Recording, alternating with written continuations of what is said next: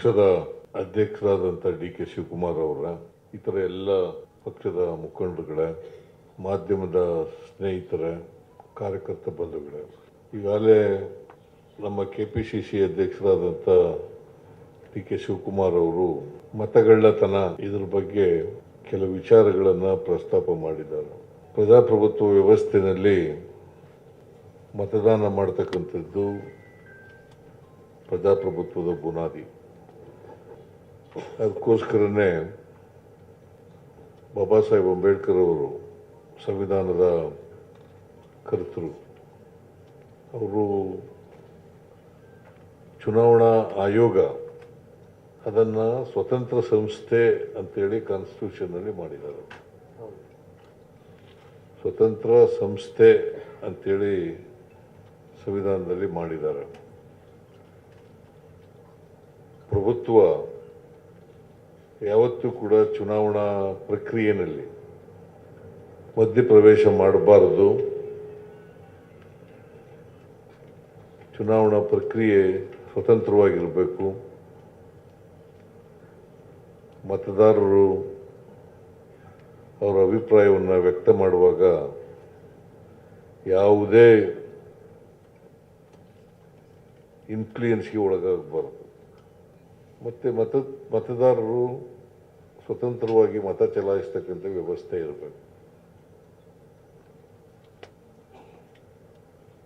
ಅದಕ್ಕೋಸ್ಕರನೇ ಸಂವಿಧಾನದಲ್ಲಿ ನಾವು ಫ್ರೀ ಆ್ಯಂಡ್ ಫೇರ್ ಎಲೆಕ್ಷನ್ ಅಂತ ಹೇಳಿದ್ವಿ. ಫ್ರೀ ಆ್ಯಂಡ್ ಫೇರ್ ಎಲೆಕ್ಷನ್ ಆಗಬೇಕು.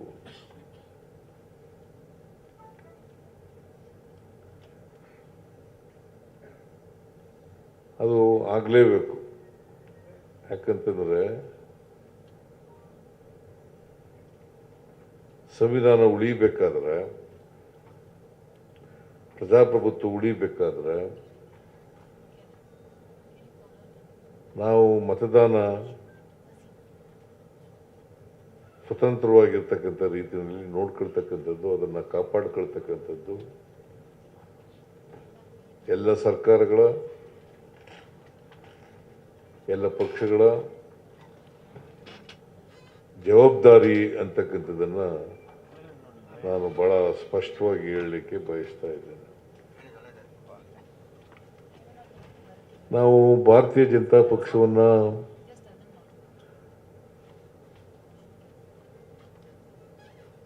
ಸುಳ್ಳಿನ ಸರ್ದಾರ ಅಂತೇಳಿ ನಾವು ಕರೀತಾ ಇದ್ದೆ. ಬರೀ ಅವರು ಸುಳ್ಳಿನ ಸರ್ದಾರ ಅಷ್ಟೇ ಅಲ್ಲ, ಸುಳ್ಳೇ ಅವ್ರ ಮನೆ ದೇವರು ಅಂತ ನಾವೆಲ್ಲ ಕರಿತಾ ಇದ್ದೆ. ಅದಷ್ಟಕ್ಕೆ ಸೀಮಿತ ಆಗಿಲ್ಲ. ಅವರು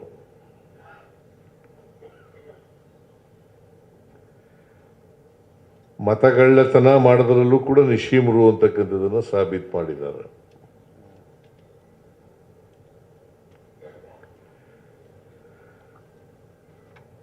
ಮತ ಕದಿಯದೇ ಅವರ ಕಸುಬು.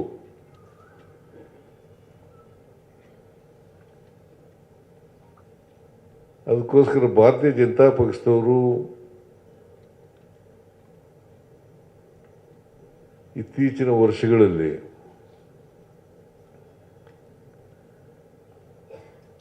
ಮತಗಳ್ಳತನ ಮಾಡಿ ಲೋಕಸಭಾ ಚುನಾವಣೆಯಲ್ಲಿ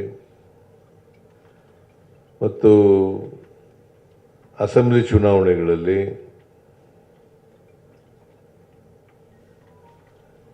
ಅಧಿಕಾರಕ್ಕೆ ಬಂದಿದ್ದಾರೆ ಅಂತಕ್ಕಂಥದ್ದನ್ನು ಇವತ್ತು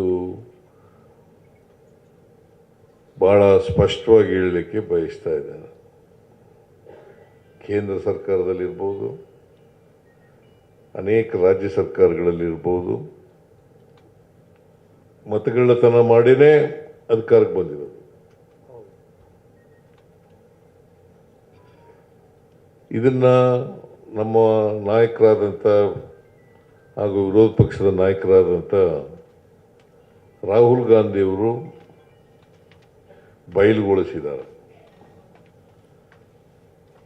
ಬರೀ ಬಯಲುಗೊಳಿಸೋದು, ಆರೋಪ ಮಾಡಿರೋದು ಅಷ್ಟೇ ಅಲ್ಲ, ಬರೀ ಆರೋಪ ಮಾಡಿಲ್ಲ, ಸಾಕ್ಷ್ಯಾಧಾರವಾಗಿ ಸಾಕ್ಷ್ಯವನ್ನು ಇಟ್ಕೊಂಡು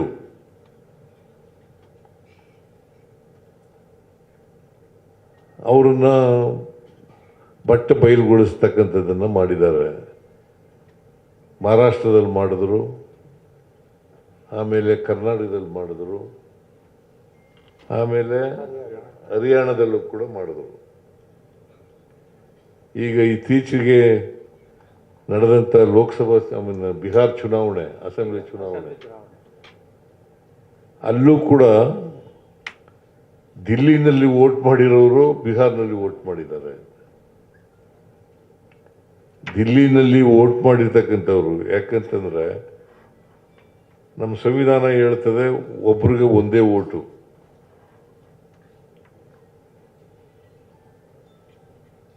ಅನೇಕ ರಾಜ್ಯಗಳಲ್ಲಿ ಮಾಡೋಕ್ಕಾಗಲ್ಲ. ಒಂದು ಓಟಿಗಿಂತ ಜಾಸ್ತಿ ಚಲಾವಣೆ ಚಲಾಯಿಸೋಕ್ಕಾಗಲ್ಲ. ಒಂದು ಓಟ್ ಮಾತ್ರ ಮಾಡಬೇಕು. ಅವರು ದಿಲ್ಲಿನಲ್ಲೂ ವೋಟ್ ಮಾಡ್ತಾರೆ, ಬಿಹಾರ್ನಲ್ಲೂ ವೋಟ್ ಮಾಡ್ತಾರೆ. ಇದು ಸಂವಿಧಾನ ಬಾಹಿರ. ಸಂವಿಧಾನ ಬಾಹಿರ. ಇವತ್ತು ಸಂವಿಧಾನ ಬಾಹಿರವಾಗಿ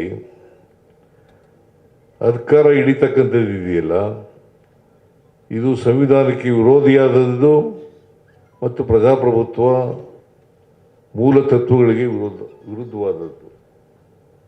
ಇದನ್ನ ಮಾಡಿದ್ದಾರೆ. ಈಗ ರಾಹುಲ್ ಗಾಂಧಿಯವರು ಕರ್ನಾಟಕಕ್ಕೆ ಬಂದಿದ್ದರು.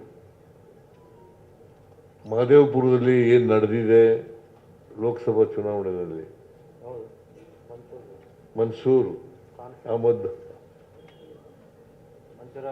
ಮನ್ಸೂರ್ ಅಲಿ ಖಾನ್ ಅವ್ರು ಸೋಲ್ಬೇಕಾದ್ರೆ ಏನು ಕಾರಣ ಅಂತಕ್ಕಂಥದ್ದನ್ನು ಸಾಕ್ಷ್ಯಾಧಾರಿತವಾಗಿ ಜನಗಳ ಮುಂದೆ ಪ್ರದರ್ಶನ ಮಾಡ್ತಕ್ಕಂಥ, ಜನರಿಗೆ ಹೇಳ್ತಕ್ಕಂಥ ಕೆಲಸವನ್ನು ಮಾಡಿದ್ದಾರೆ. ಮಲ್ಲಿಕಾರ್ಜುನ್ ಖರ್ಗೆ ಅವರು, ರಾಹುಲ್ ಗಾಂಧಿಯವರು,